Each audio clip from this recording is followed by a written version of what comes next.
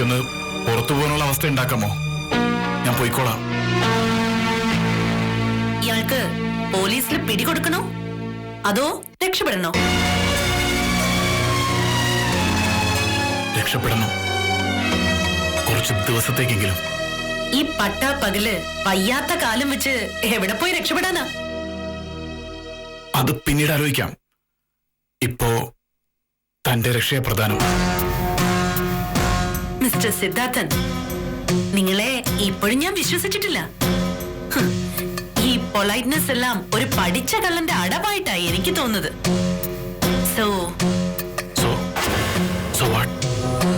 ഞാൻ പോയിക്കോളാം.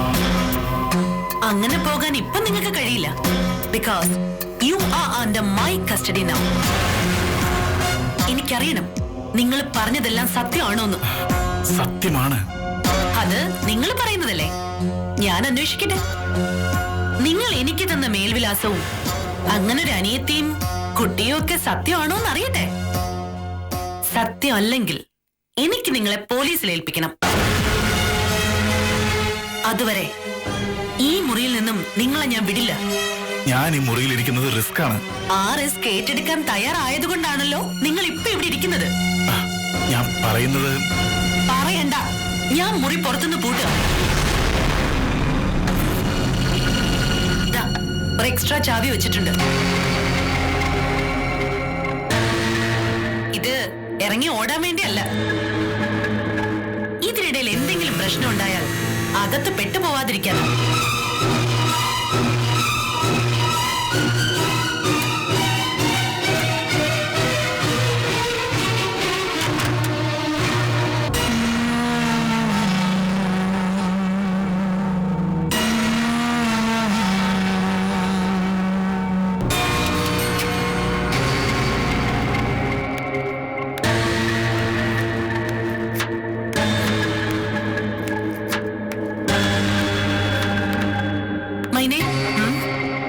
ഞാനൊന്ന് പുറത്തു പോയിട്ട് വരാം. എവിടെ പോവാ? ഒരു ഫ്രണ്ടിന്റെ അടുത്ത്.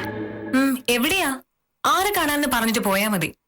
എടി പെണ്ണെ, ഞാൻ ഹോസ്റ്റലിൽ ചെന്ന് ആ ഷേർലി ഒന്ന് കണ്ടിട്ട് വരാം. അവിടെ പോയി ഒരുപാട് നേരം ഇരിക്കരുത്.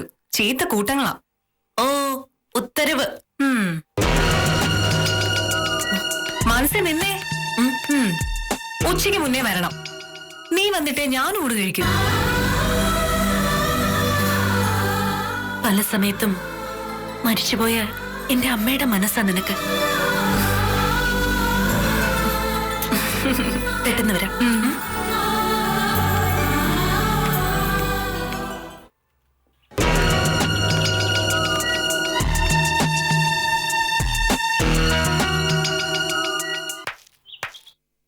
അയ്യോ, ഈ പെണ്ണ് കഴുകാനുള്ളൊന്നും എടുത്തിട്ടില്ലല്ലോ.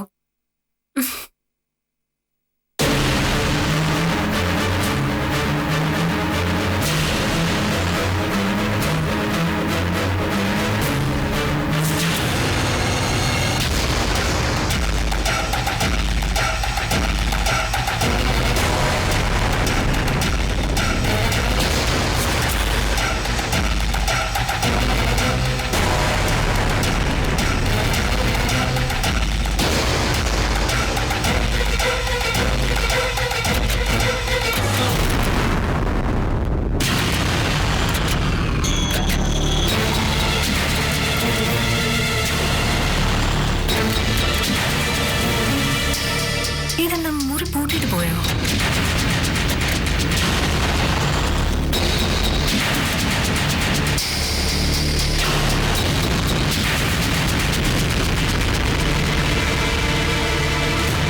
ഓരോരോ ശീലങ്ങളെ.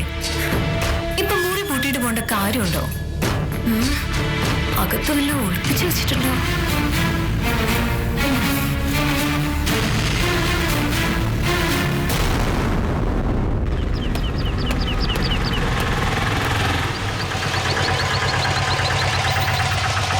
ഇനി എങ്ങോട്ടാ? ഇവിടുന്ന് ലെഫ്റ്റ് എന്നാ പറഞ്ഞത്. നിക്ക്, ഞാനൊന്ന് ചോദിച്ചിട്ട് വരാം. ശരി.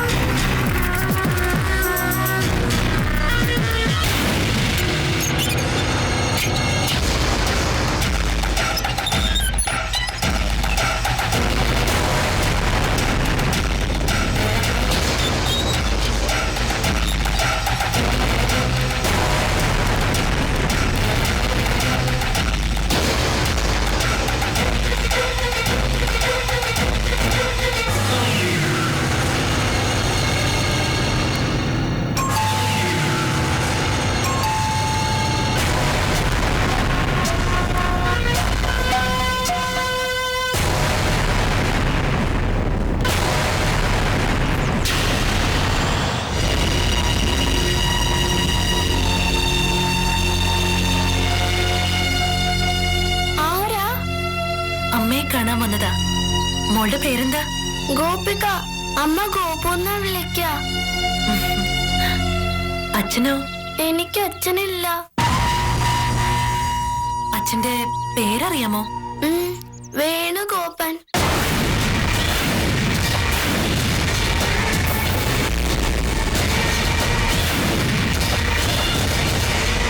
മോളുടെ അമ്മ എവിടെ?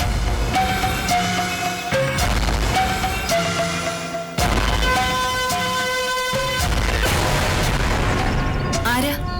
അംബികയല്ലേ? അതെ. ഞാൻ മാനസ. എനിക്ക് വേണുഗോപനെ അറിയാം.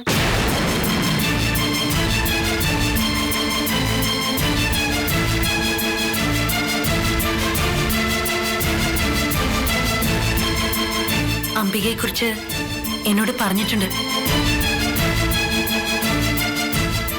എന്റെ മോളുടെ അച്ഛനാ ചതിയൻ. ചതിച്ചോ? പറഞ്ഞു മോഹിപ്പിച്ച് എന്നെ ഇല്ലാതാക്കിയിട്ട് വിട്ടിട്ട് പോയി. ഉപേക്ഷിച്ച് പോയി. ഇപ്പൊ എവിടെയുണ്ട്? നാട്ടിലുണ്ട്. പക്ഷേ അംബിക പറഞ്ഞതൊക്കെ സത്യമാണോ? വേണുഗോപൻ ശരിക്കും ഗോപികയുടെ അച്ഛനാണോ? എനിക്ക് അംബികയെ സഹായിക്കാൻ പറ്റും. അതുകൊണ്ട് ചോദിച്ചതാ. അകത്തേക്ക് വന്നോളൂ.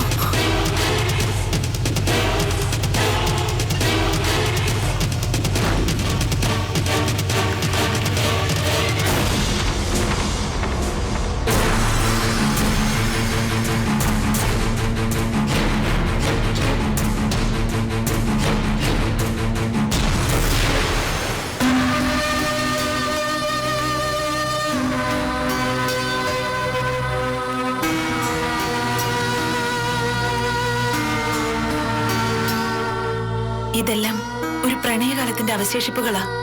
ഈ ചിത്രങ്ങളും കുറെ ഓർമ്മകളും ഒരു മോതിരവും പിന്നെ എന്റെ മോളും.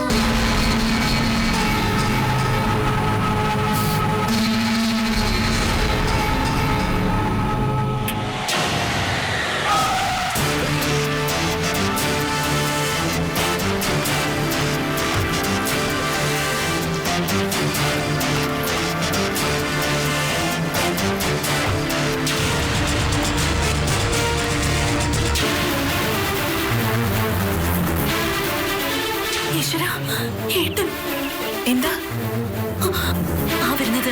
എന്റെ ഏട്ടൻ SP ഹരിശങ്കര.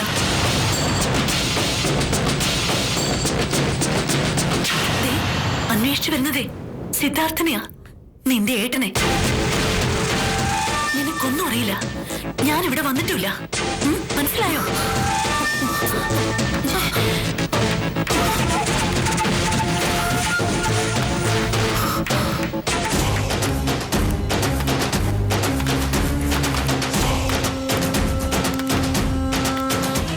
നീ ഒറ്റയ്ക്കാണോ ഈ വീട്ടില്? മോള, ഈ സിദ്ധാർത്ഥനാരാ? ഭർത്താവാ? അല്ല, ഏട്ടനാ. ഒന്ന് വിളിക്കാവോ? 2 ദിവസമായി വീട്ടിൽ വന്നിട്ടില്ല. കള്ളമായിരിക്കും സാറേ, കേറി നോക്കാം. ആണോ? കള്ളമാണോ? അല്ല സാർ, 2 ദിവസമായി ഒന്ന് വിളിച്ചിട്ട് കൂടിയില്ല. കേറി നോക്കാം സാർ. എന്തിനാണോ? അകത്തില്ലെന്ന് ഉറപ്പിച്ച് പറയുമ്പോ അകത്ത് ഒളിച്ചിരിക്കാൻ മാത്രം വിഡിതം കാണിക്കോ? കൊലപാതകം ചെയ്യാൻ ധൈര്യം കാണിച്ചെടുത്ത്. കൊലപാതകോ? ഏട്ടനോ? ആരെ? ഇന്നലെ രാത്രി കുട്ടിയുടെ ഏട്ടൻ സിദ്ധാർത്ഥൻ ഒരാളെ കൊല്ലാൻ ശ്രമിച്ചു. ഒരു വേണുഗോപനെ. ഈശ്വരാ, എന്നിട്ട് ഏട്ടൻ എന്തേ? അത് തന്നെ ഞങ്ങൾക്ക് അറിയേണ്ടത്. കൊലപാതകത്തിന് ശ്രമിച്ചിട്ട് വീട്ടിൽ വന്നിരിക്കില്ല എന്ന് ഞാൻ ഊഹിച്ചു. പക്ഷേ നിന്നെ വിളിക്കും, വിളിക്കാതിരിക്കില്ല. എന്താ പേര്? അംബിക. ആ അംബികെ, അറ്റംപ്റ്റ് മർഡർ ആണ് കേസ്. നിന്നെ അവൻ കോണ്ടാക്ട് ചെയ്യാൻ ശ്രമിച്ചാൽ സ്റ്റേഷനിൽ വന്ന് സറണ്ടർ ആവാൻ പറയണം. ഇപ്പൊ ഈ പറഞ്ഞത് മര്യാദയ്ക്കാ. ആ സ്വഭാവം കളയിക്കരുത്.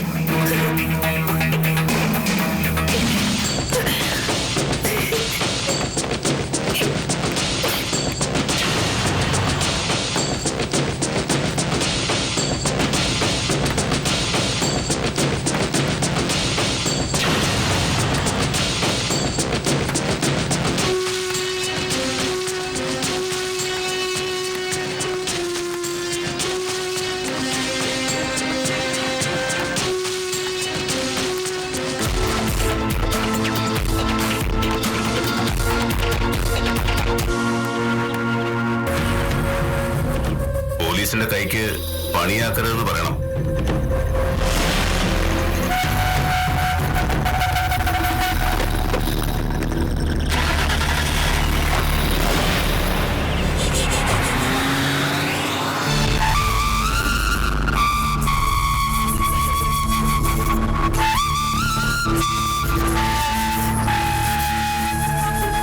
എന്റെ ഏട്ടൻ പറഞ്ഞതുപോലെ തന്നെ ചെയ്തു. അയാളെ കൊല്ലാൻ ശ്രമിച്ചു. മരിച്ചില്ലല്ലോ. ഇല്ല, പക്ഷേ ചിലപ്പോ മരിക്കും. എന്റെ ഏട്ടൻ പോലീസ് കസ്റ്റഡിയിലാവും. ഇല്ല,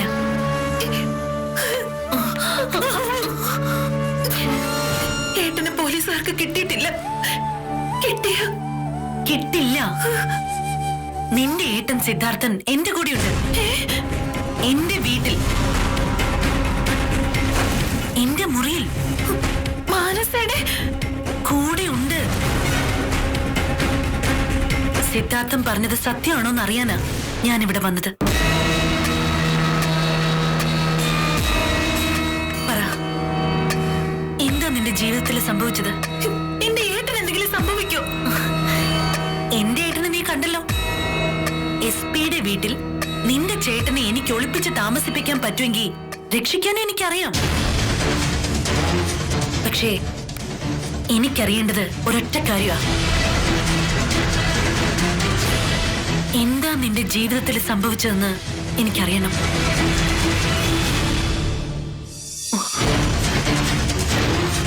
പറ, ഒരു തമാശയ്ക്ക് നീ അയാളെ ജീവിതത്തിലേക്ക് വിളിച്ചോ, അതോ കിടക്കറയിലേക്ക് വിളിച്ചോ? പറ. കള്ളം പറഞ്ഞ നിന്റെ ഏട്ടനെ ഞാൻ കൈവിടും. പിന്നെ ഈശ്വരന് പോലും രക്ഷിക്കാൻ പറ്റില്ല അയാളെ. ഞാൻ കള്ളം പറയില്ല മാനസേ. എന്റെ മോള് സത്യമായിട്ടും ഞാനല്ല. അയാളാണ് എന്നെ മോഹങ്ങളുടെ ഒരു വലയിലാക്കിയത്. ഒരു വേനൽ മഴ തോർന്ന പുലർച്ചയ്ക്കാണ് വേണുഗോപനെ ഞാൻ ആദ്യമായിട്ട് കാണുന്നത്.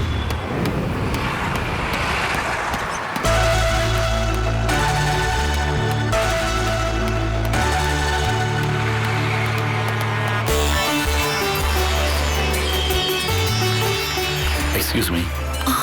ഹലോ, കഴിഞ്ഞ ഒരാഴ്ചയായിട്ട് ഞാൻ ഈ വഴിയിൽ വെച്ച് കാണുന്നു. ഒന്ന് പരിചയപ്പെടുന്നത് ഒരു തെറ്റാണോ? തെറ്റാണോന്ന് ചോദിച്ചുകൊണ്ട് പരിചയപ്പെട്ടിട്ട് എന്നെ തെറ്റിലേക്ക് കൊണ്ടുപോയതാ വേണുഗോപൻ. എനിക്കറിയില്ലായിരുന്നു മാനസേ, എന്നെ ചതിക്കുകയാണെന്ന് എനിക്കറിയില്ലായിരുന്നു. എന്താ സംഭവിച്ചത് അത് നീ പറ. പരിചയപ്പെട്ട മറക്കാൻ പാടാ വേണുഗോപനെ. അത്തരമൊരു മാഗ്നറ്റിക് പവർ ഉണ്ട് അയാളുടെ മുഖത്തിനും സംസാരത്തിനും.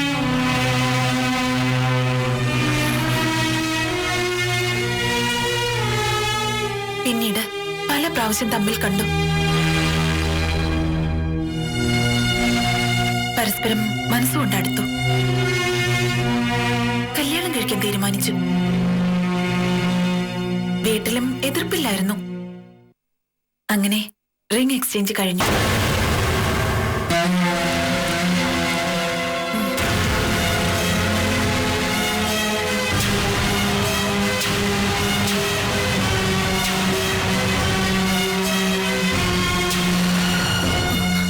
കല്യാണം നടന്നില്ലേ?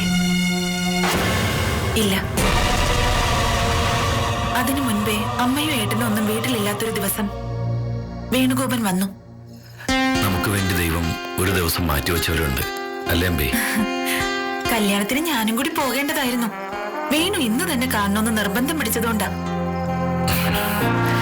കണ്ട അന്ന് മുതല്, നിന്നെ പരിചയപ്പെട്ട നിമിഷം മുതല് ഒരു പൂക്കാലമായിരുന്നു എന്റെ മനസ്സില്. കരിങ്കോളവും ചെന്താമരയും മുല്ലമുട്ടും ഒക്കെ പൂത്തു നിൽക്കുന്ന ഒരു പൂങ്കാവനമാണ് നീ. ഞാൻ പാവം ഒരു ഉദ്യാനപാലകൻ. അല്ല, ഉടമസ്ഥൻ.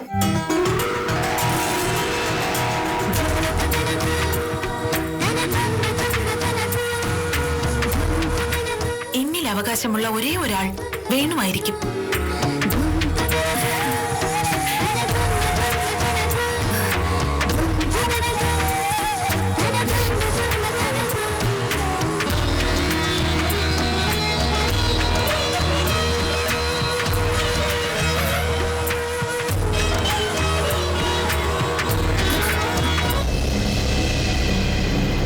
വേണ്ട വേണു, അതിര് കടക്കരുത്. കുറച്ച് ദിവസങ്ങളല്ലേ ഉള്ളൂ ഇനി. എനിക്കും പ്രതീക്ഷകളൊക്കെ ഉണ്ട്. കാത്തിരിക്കാം കല്യാണം വരെ. എന്തിനു? എന്റെ മനസ്സും എന്റെ വിശ്വാസവും നിന്റെ കൈവിരലിൽ ഞാൻ അണിയിച്ചിട്ടില്ലേ? എൻഗേജ്മെന്റ് അല്ലേ കഴിഞ്ഞിട്ടുള്ളൂ. താലിയാണ് പെണ്ണിന് ബലം. എന്നെ അത്ര വിശ്വാസമില്ലെങ്കിൽ വേണ്ട, ഞാൻ പോവാം. വേണു, പെണ്ണല്ലേ വേണു?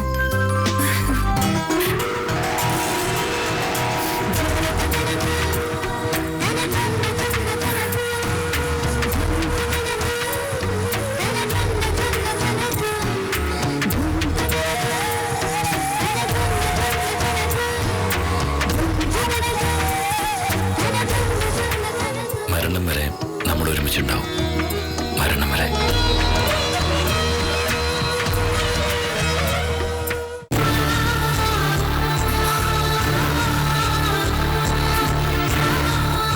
അന്ന് പോയതാ, പിന്നെ ഞാൻ വേണുഗോപനെ കണ്ടിട്ടില്ല. അപ്പോ അന്വേഷിച്ചില്ലേ? അന്വേഷിച്ച് വീട്ടിൽ ചെന്നപ്പോ അയാൾ സ്റ്റേറ്റ്സിലേക്ക് പോയെന്ന് പറഞ്ഞു വീട്ടുകാരൻ. ഉയർന്ന ജോലി കിട്ടിയതുകൊണ്ട് തൽക്കാലം ഈ വിവാഹം മാറ്റിവെക്കാന്ന് പറഞ്ഞു. പക്ഷെ അങ്ങനെ മാറ്റിവെക്കാവുന്ന ഒരവസ്ഥയിലായിരുന്നില്ല ഞാൻ. പ്രഗ്നന്റ് ആയിരുന്നു. അതറിഞ്ഞിട്ടും വേണുവിന്റെ വീട്ടുകാർക്ക് ഒരു കുലുക്കം ഉണ്ടായില്ല. എന്നെ അധിക്ഷേപിച്ചു. അവരുടെ മകന്റെ കുഞ്ഞായിരിക്കില്ല എന്ന് വരെ പറഞ്ഞു. അപ്പൊ എനിക്ക് വാശിയായി.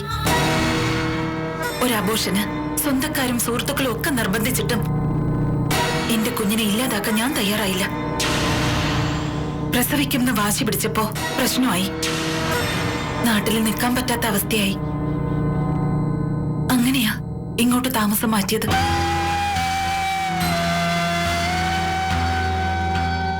എന്നെങ്കിലും ഒരിക്കൽ എന്റെ മോളെ കൊണ്ട് അയാൾ അച്ഛന്ന് വിളിപ്പിക്കുമെന്ന് തീരുമാനിച്ചുറപ്പിച്ചിരുന്നു ഞാൻ. 5 വർഷത്തിന് ശേഷം ഇപ്പോഴാ വീണ്ടും അയാൾ നാട്ടിൽ വന്നത്. പുതിയ വിവാഹം കഴിക്കാൻ പോകുന്നു എന്നറിഞ്ഞപ്പോ എന്നേക്കാൾ തകർന്നു പോയത് എന്റെ ഏട്ടനാ. ഒരു പെണ്ണിന്റെ ജീവിതം കൂടി നശിപ്പിക്കരുതെന്ന് ഏട്ടൻ എന്നോട് പറഞ്ഞു. ആ പെൺകുട്ടി ഞാനാ അംബികെ.